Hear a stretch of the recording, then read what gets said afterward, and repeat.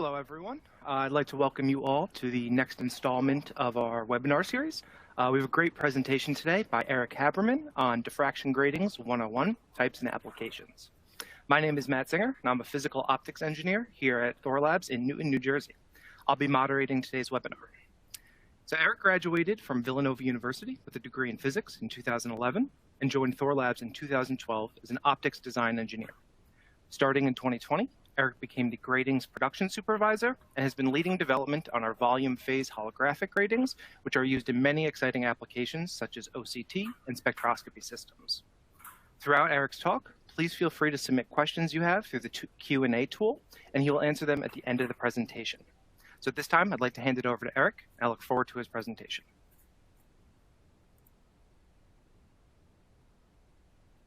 Thanks, Matt. Appreciate that introduction. I also want to throw a thanks to Michelle and Mike for producing the webinar and making this all work. Hello and welcome, everybody. Today, I will be talking about diffraction gratings. My name, as he alluded to, is Eric Habermann, and I currently head the grating production group here at Thorlabs headquarters located in Newton, New Jersey. Today, I'd like to venture into a little introduction to diffractive optics, namely diffraction gratings. We'll cover how they are produced and used in the photonics world. We'll learn how their unique periodic structures cause this spectral phenomenon. We'll review different types of gratings and what benefits and advantages are linked to each. And finally, we'll target a specific transmission type of grating called the volume phase, made here in-house, which is used in our own OCT systems and spectrometers, showcasing what capabilities Thorlabs has to offer with this unique technique. So, what is diffraction? Diffraction occurs when propagating light waves encounter an obstacle or aperture of comparable size to its wavelength, causing the waves to bend and interfere with each other. If you imagine throwing a stone into a pond, causing ripple waves to spread outwards radially, next, imagine these waves meeting an obstacle like a rock.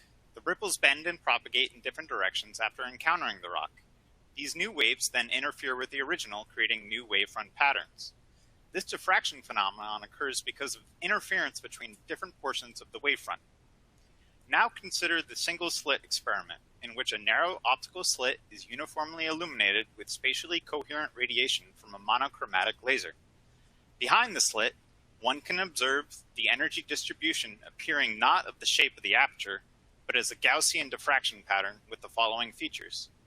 For each wavelength, there is a main maximum in the middle, and then there are much weaker side maxima at larger angles. For longer wavelengths, the central peak is broader, and the side peaks appear at larger angles. A diffraction grating is an optical element that separates electromagnetic radiation, or light, into its constituent wavelengths. The primary purpose of a grating is to disperse light spatially by wavelength.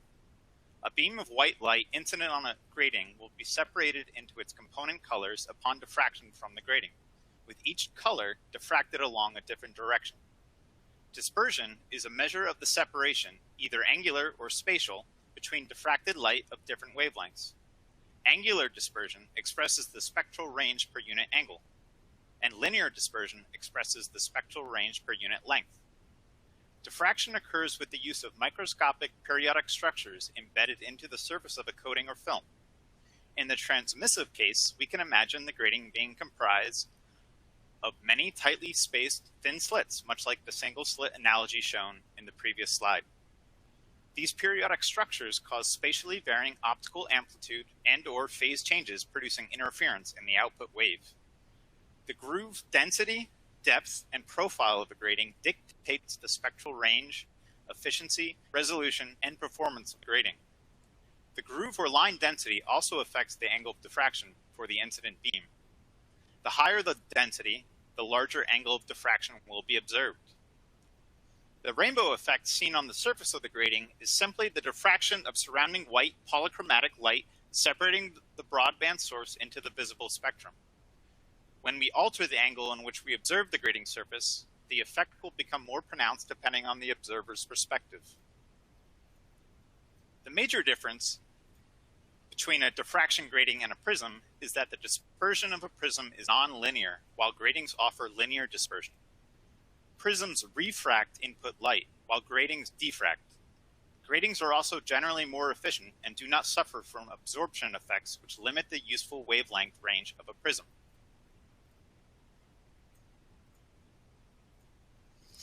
When monochromatic light is incident on a grating surface, it is diffracted into discrete directions. We can picture each grating groove as being a very small, slit-shaped source of diffracted light. The light diffracted by each groove combines to form a diffracted wavefront.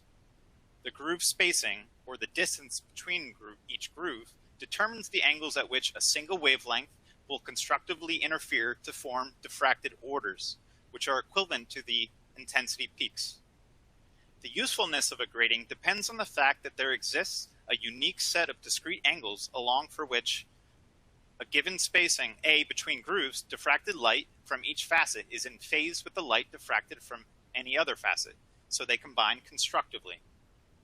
Diffraction by a grating can be visualized from the geometry in Figure 1, which shows a light ray of wavelength lambda incident at an angle theta I and diffracted by a grating of groove spacing A along angles theta m. These angles are measured from the grating normal, which is the dashed line perpendicular to the grating surface at its center. Solving for the irradiance as a function of wavelength and position of this multi-slit situation, we get a general expression known as the grating equation that can be applied to all diffractive gratings when theta I equals 0. The grating equation is A times sine theta m is equal to m times lambda, with m being the diffracted order of the principal maxima.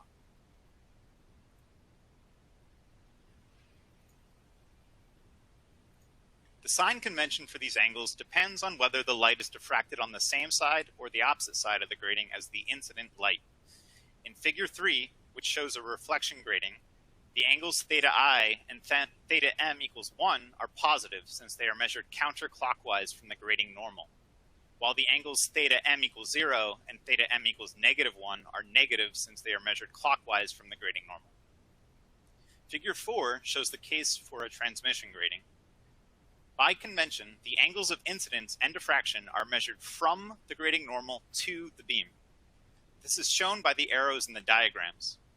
In both diagrams, the sign convention for angles is shown by the plus and minus symbols located on either side of the grating normal. For either reflection or transmission gratings, the algebraic signs of two angles differ if they are measured from opposite sides of the grating normal. Other sign conventions exist, so care must be taken in any calculations to ensure the results are self-consistent.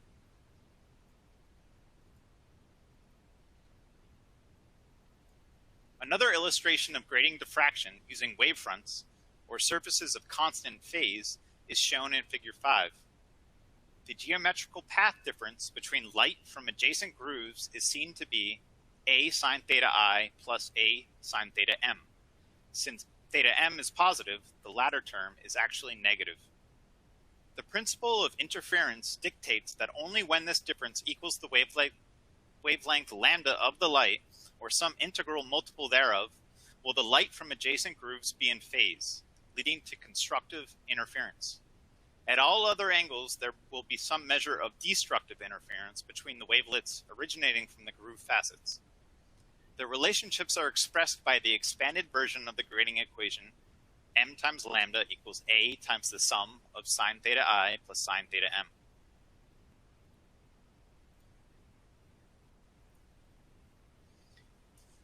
Calculating spatial frequency simply is the inverse value of the periodic distance between grooves or line pairs, or A. This is the number of grooves or line pairs per unit length, which is typically measured in millimeters. In the case of finding frequency for volume phase holographic gratings, where the angle of incidence and the angle of diffraction are equal in an optimal efficiency configuration, theta I equals theta m equals 1, or the first order. And the frequency can be found to be as 2 times sine theta over lambda.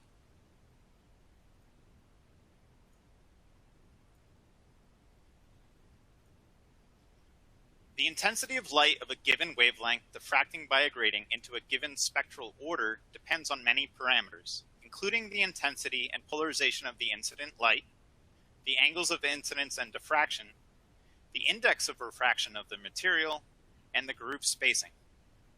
Here are two examples of diffraction efficiency versus wavelength, showing both polarization states and the average. The first being a volume phase holographic grating of 1200 lines per millimeter with a center design wavelength of 840 nanometers. The second example is of a ruled reflective grating of 1200 grooves per millimeter and a blaze wavelength of 750 nanometers. We'll go into a little more detail of the two styles later, but note that the inconsistencies of efficiency between both polarization states for the ruled grating compared to the VPH.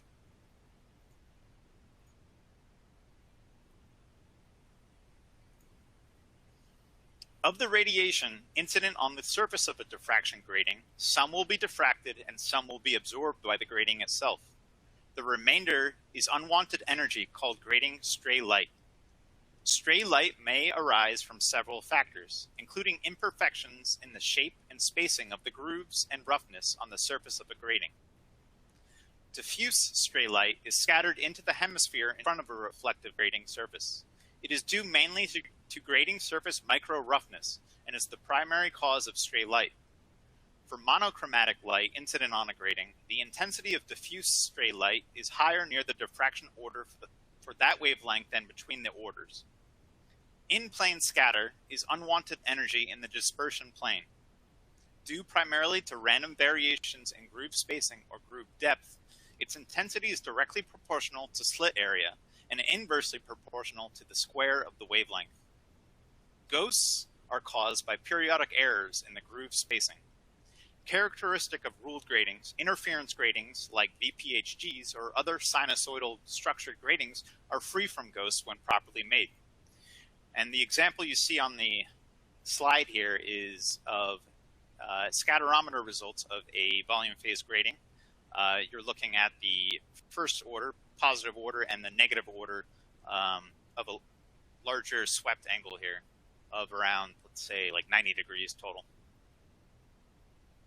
So you'll notice that there's not many peaks of intensity between the two orders. It's a sharp drop-off, which is what you want to see.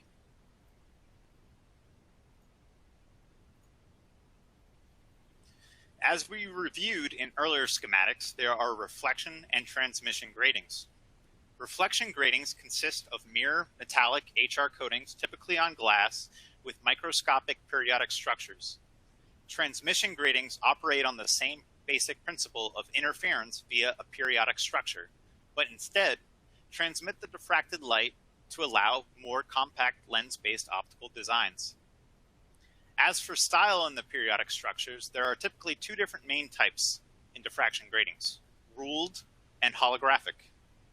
Both styles can be used in reflection and transmission type gratings. A ruled diffraction grating is produced by a ruling engine that precisely cuts sawtooth pattern grooves into a thin coating of evaporated metal applied to a surface using a diamond tip tool.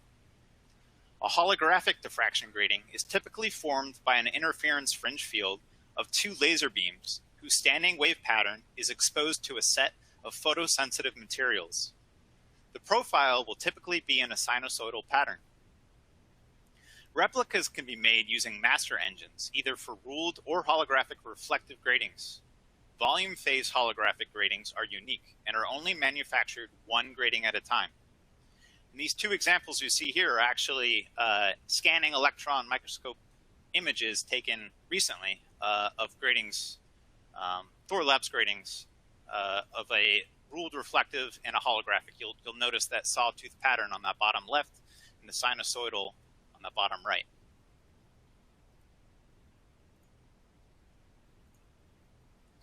The blaze grating, also known as the echelette grating, is a specific form of reflective or transmission diffraction grating designed to produce the maximum grating efficiency in a specific diffraction order.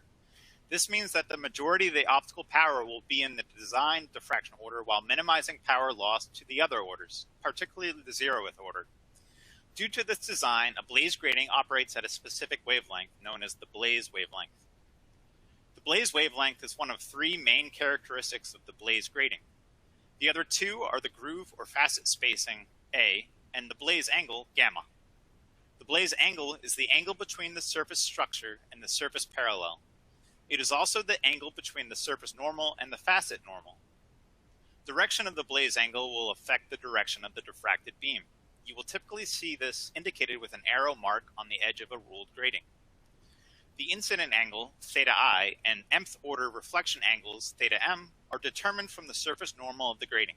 However, the significant difference is the specular reflection geometry, which is dependent on the blaze angle gamma and not the grating surface normal. This results in the ability to change the diffraction efficiency by only changing the blaze angle of the diffraction grating. The 0th order reflection from a blaze grating is shown in Figure 7. The incident light at angle theta I is reflected at theta m for m equals 0. From the grating equation, the only solution, therefore, is theta I equals negative theta m. This is analogous to specular reflection from a flat surface. The lit row configuration refers to a specific geometry for blaze gratings and plays an integral role in spectrometers and monochrometers. It is the angle at which the grating efficiency is the highest. In this configuration, the angle of incidence of the incoming and diffracted light are the same. Theta I equals theta m. The lit row configuration is used, for example, when a grating acts as an end mirror of a linear laser resonator.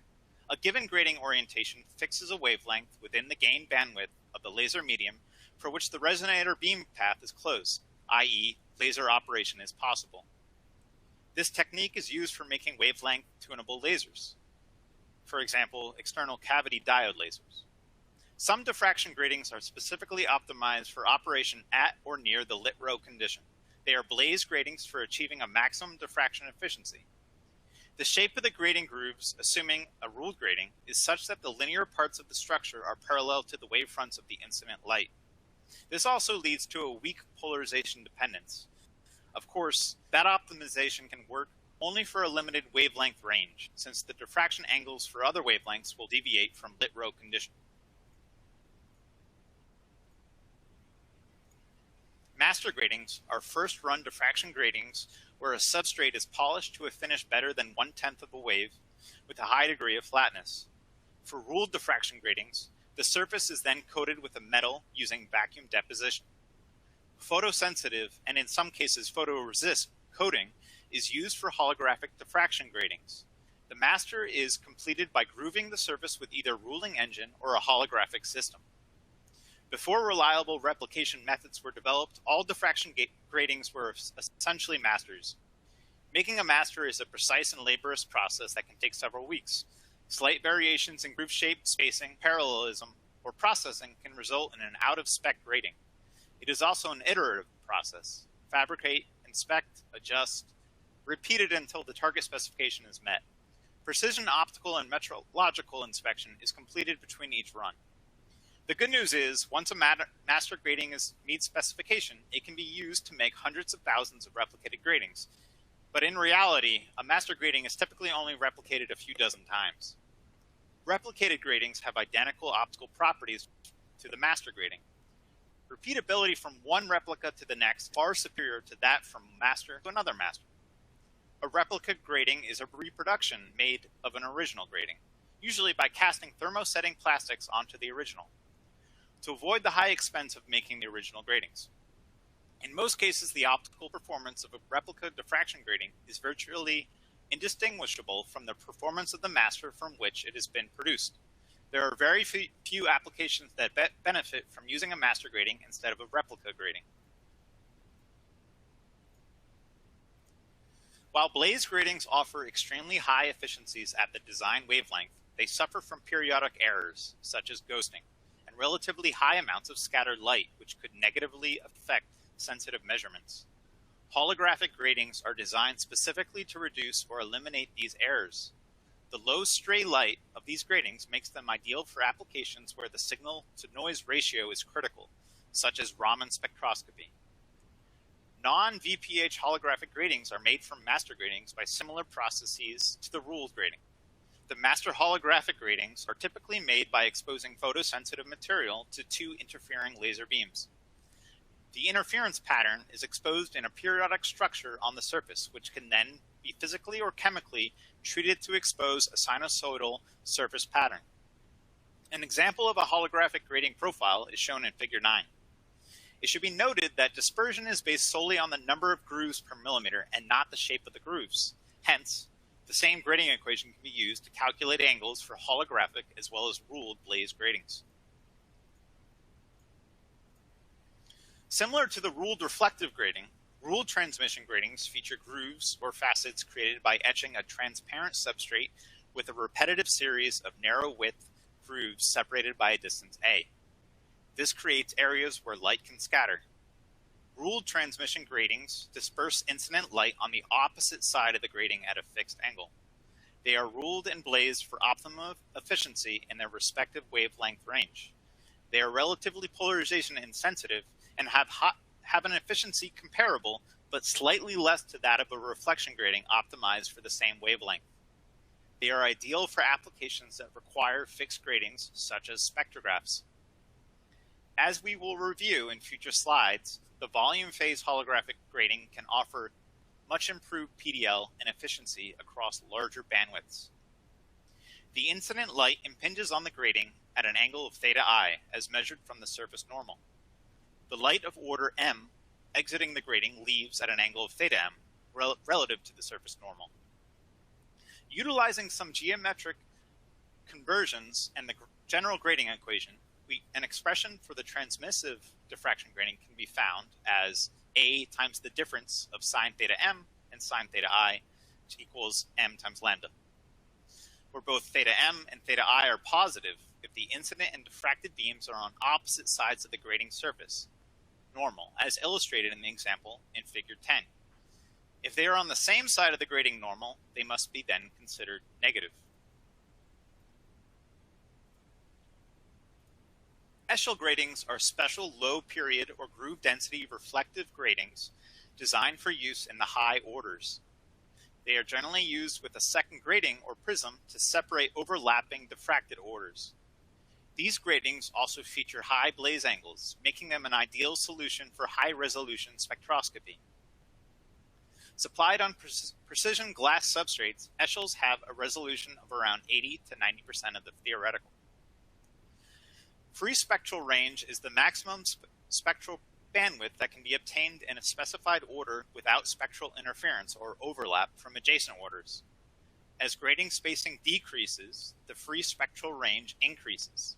If decreases with higher orders, if lambda 1 and lambda 2 are lower and upper limits, respectively, of the band of interest, then the free spectral range will equal lambda 2 minus lambda 1, which is equal to lambda 1 over index. The extremely high blaze angle of the Eschel grating concentrates the energy in the higher orders. In the simplest case, where light is incident on the grating at an angle of 0 degrees, the grating equation simplifies to n times lambda equals a sine theta. And it solved for sine theta, it becomes sine theta equals n lambda over a. From this, it follows that in higher orders, the angular separation between two wavelengths becomes greater.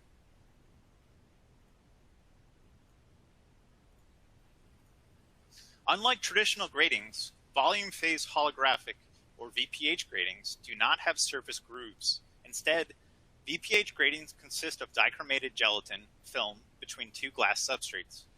VPHGs have a periodic refractive index variation within a transparent medium. So if you think of the ruled grating, you have the sawtooth pattern, and you have a periodicity between the grooves, the spacing between the grooves, and the angle, that blaze angle. So the difference here is that volume phase uses periodic refractive index as a variation instead. These VPH gratings are designed to reduce the periodic errors that can occur in blaze gratings. Surface gratings with high groove densities also have an issue with polarization-dependent loss. These unique transmission gratings deliver high first-order diffraction peak efficiencies, low polarization dependence, and uniform performance over broad bandwidths with extremely low scatter intensities between the orders. The desired grating pattern is comprised of repetitive series of line pairs separated by a distance a.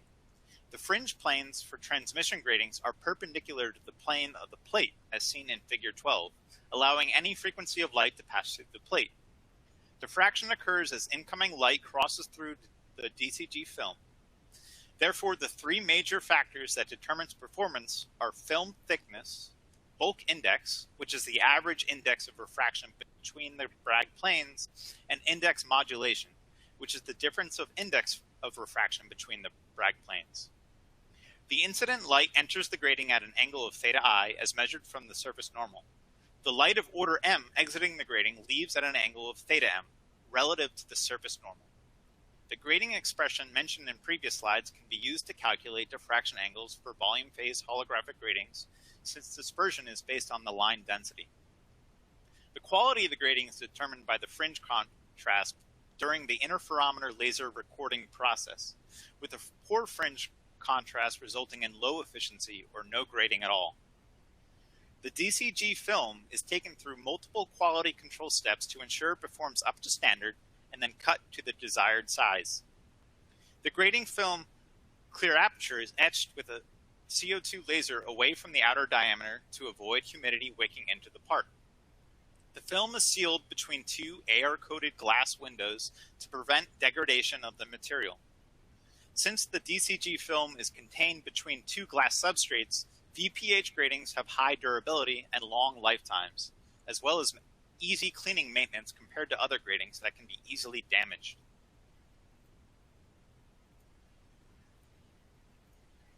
Thorlabs is capable of fabricating custom VPH gratings to support the needs of other applications, such as laser pulse compression and spectroscopy. High dispersion can be achieved to meet custom needs with line densities ranging from 400 to 1800 lines per millimeter, design wavelengths from 300 to 2000 nanometers, and bandwidths of 20 to 500 nanometers. Customized round or square VPHGs can be achieved with dimensions as small as 10 millimeters and as large as 60 millimeters. Holograms are created with periodic phase structures that are formed with interference fringes. These fringes are recorded in the hologram.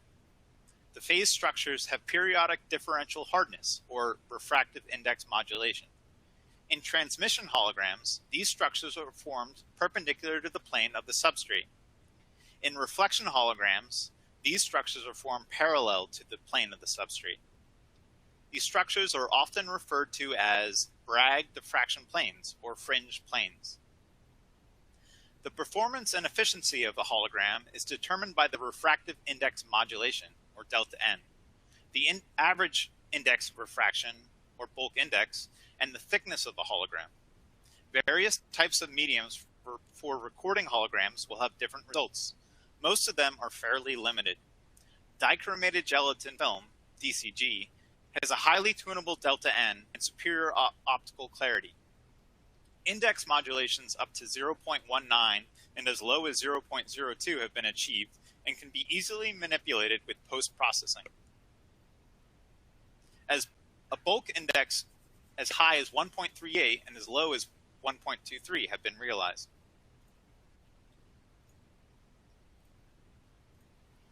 In transmission holograms, the interference pattern is recorded forming fringe planes perpendicular to the plane of the plate. This allows any frequency of light to pass through the plate. When this hologram is viewed in white light, every frequency would create an image at a different angle. The combined effect being a washout known as spectral smear. This is why open aperture transmission holograms are not visible in white light. They need to be viewed with a narrow frequency monochromatic light source or laser. These types of holograms are often referred to as laser viewable holograms. In reflection holograms, the interference pattern is recorded forming Bragg planes along the thickness of the emulsion, or parallel to the plane of the substrate. These planes work on the principle of interference of thin films. Some of the light used to illuminate the hologram reflects off each periodic phase structure, or Bragg plane, following Bragg's law. Bragg's law allows only a particular wavelength to be reflected at a specific angle. Therefore, when viewed in white light, a reflection hologram will essentially select a narrow bandwidth of light to reconstruct the image. This prevents the spectral smear seen in open aperture transmission holograms. These holograms are often referred to as white light holograms.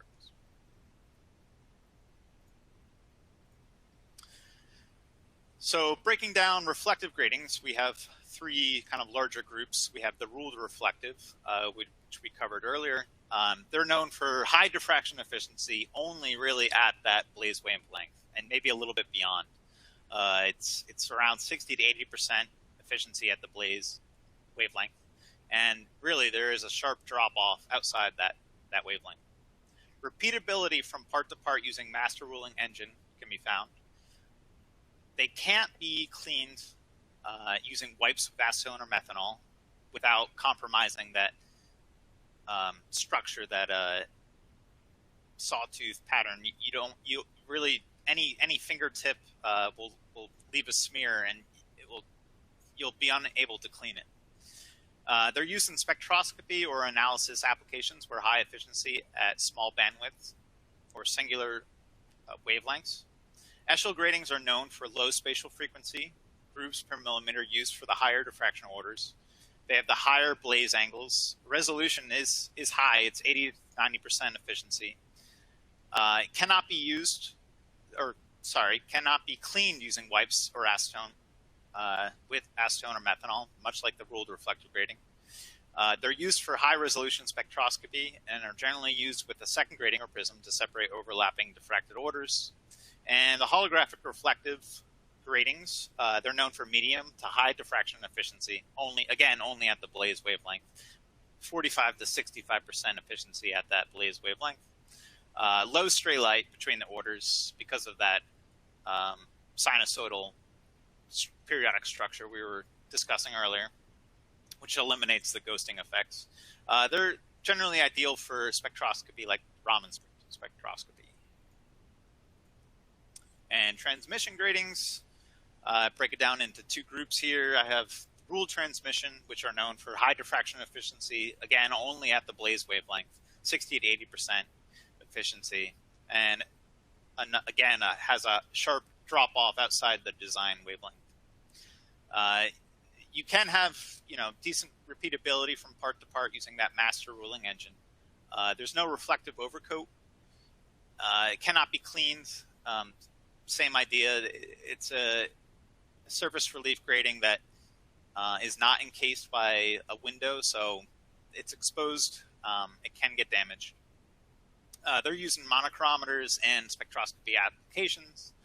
And then there's volume phase holographic gratings, which are known for that low polarization dependence, 0 to extremely minimal stray light between the orders, eliminating those ghosting effects.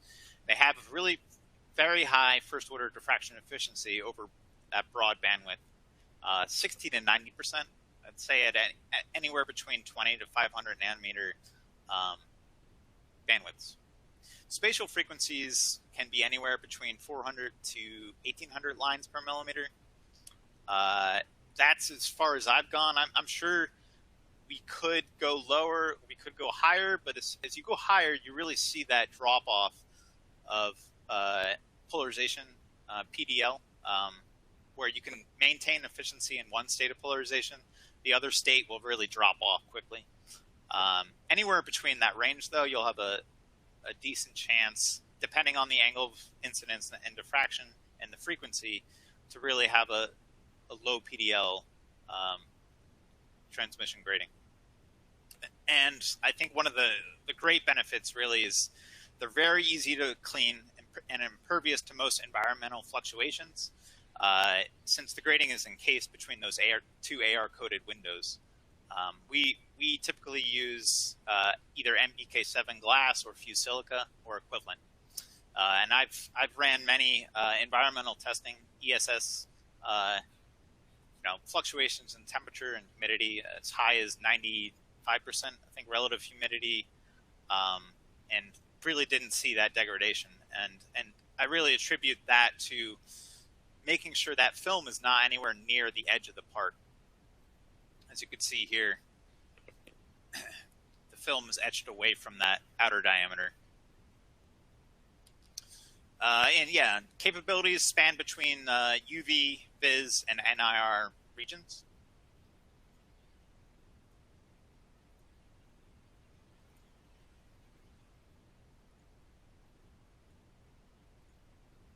So some applications for reflection gratings, they're used for laser tuning. Monochromators, they are, which they use concave or plane gratings along with concave mirrors to select a narrow bandwidth band out of the incident light. Spectrographs, which split up wavelengths from a broadband light source, just like monochromators, but they have no moving parts. Instead, all separated wavelengths are imaged simultaneously on a detector array. They're used also for laser pulse compression, stretching, and amplification. And applications for transmission gratings, laser pulse compression, UV to Viz, NIR, Raman spectroscopy, hyperspectral imaging, astronomy. Astronomy really uses, typically they use a much larger clear aperture size. They can be anywhere from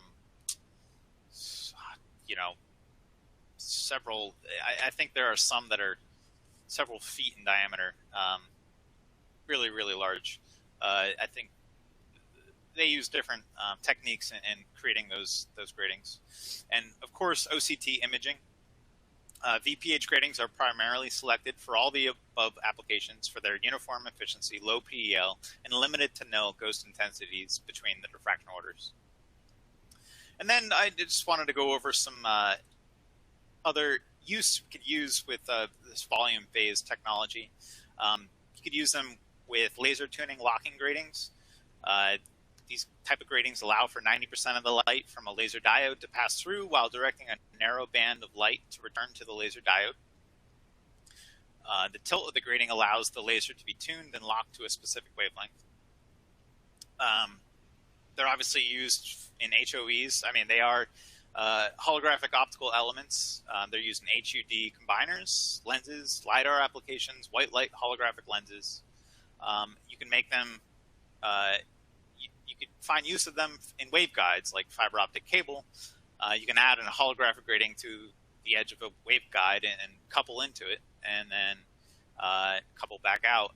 They're used in VR virtual reality and augmented reality systems. And then finally, grisms, which are prisms with holographic grating film applied to the surface. And that is all I have for my presentation. Thank you all for sitting in and then listening and hopefully learning a few things. Yeah, please, if you have any questions, if they're not read aloud and answered today, I'm sure we can get back to you and find your answer. Matt? Thanks, Eric, for the very informative presentation. So like he mentioned, if you haven't had a chance to ask your questions yet, please submit them through the Q&A tool. We actually have a few that have come in already, so I'll get started with those. So Eric, first question. How well does VPH power handling compare to transmission ruled gratings? Transmission ruled? Yes. I think I'm pretty sure that they can handle a little bit more power. I don't have definitive answers to that. I believe actually the ruled transmission gratings might do better than that DCG film. It depends obviously on the power density, the size of your beam, and wattage of that laser. So they are AR coded for that range that you're using, and they're AR coded for the specific AOI that they're designed for and angle of diffraction. Okay, great. So another question.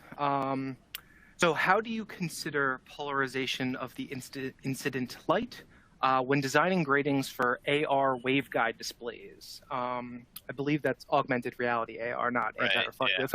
Yeah. So in this case, they asked, for example, if we use OLED microdisplays, how should this polarization of the light coming from the OLED be taken, SP or average? I mean, we aren't using the VPH technology on waveguides as of now. I could certainly see that being in our future. But if I can answer, in terms of thinking of a VPH grating, as we covered, they have a really huge benefit as far as ignoring that polarization state. So it can be, we really try to overlap. If I go back a few slides here, looking at efficiency, here on the left, you'll see that there's not too much of a dependence on that state of polarization. So there shouldn't be as much concern for that incident source you're using. Great. So actually, while you're on this slide, I had a quick question. So how do you determine the bandwidth of your VPH gratings? Is it based on, below a certain efficiency value, that's where the cutoff is, or is there some other parameters that weren't mentioned? Yeah, I mean, it really does have to do with the structure of your VPH grating, like the frequency and the angle of diffraction or angle of incidence and diffraction you're hoping to achieve. I would say, I think that's, let's see. It really depends on, the use of the application, the customer. If they give me a range, they give me a wavelength, it really does depend. I think as you go higher in frequency and higher in angle of incidence and diffraction, then you'll have that drop off in polarization efficiency in one state. But you really can't see as larger of an operation bandwidth for that larger frequency, larger angle of diffraction. So it drops off a little bit there as you get higher. Okay. All right, thank you. I think for this case here, the 840 nanometer we're looking at over here is something like, I think it's like a 23 degree angle of incidence and diffraction. Oh, okay, I see. Okay. So the next question we had was, can VPH gratings work in the more UV range from 200 to 400 nanometers? Yeah, they can. We don't offer too many right now, but it could certainly be, released in the next few years. They can. And I believe, I don't think there is too much dependence on a frequency constraining that. So I haven't personally, tried prototyping any in the UV, but I know that they are operable in that range. Okay. And then for right now, we have one more question. So you mentioned how there's, an encapsulating layer over the VPH gratings, that gelatin. Are there encapsulation materials that could be applied over ruled or replicated gratings to make it more amenable to cleaning? Not that I'm aware of. I haven't seen that. I believe as soon as you're applying optically contacting another material like glass, or even like a silica or plastic material, I think you're really compromising that fine structure of a ruled grating. So I really don't think any material at all, even water, any liquid handling of a ruled grating will immediately damage it. So I don't think that technique is possible. Okay. Let's see if we have any more questions coming in. Okay, there's actually one more here. So can you say a little bit about the wear and tear on the masters during many cycles of replication? So I guess how long do they last? And Yeah, can you comment on that? I think they can last a good amount of replication process.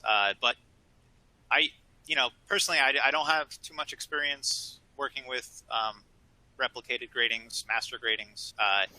But I know that they should have a lifetime, and they should be turned over to a new master, because I think as you keep repeating that process, you're gonna slowly introduce more periodic errors in that structure, and as we talked about earlier, that will create more ghosting effects, intensities between orders that you really don't want to see, especially for those precise measurements, high resolution measurements.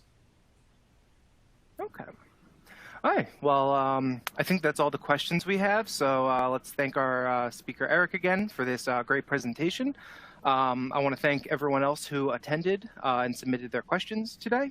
While this may be the last webinar of 2022, we actually have a great lineup for 2023, and we hope you'll join us for those. Our first one of the upcoming year will be on February 8th, and the topic being galvanometers.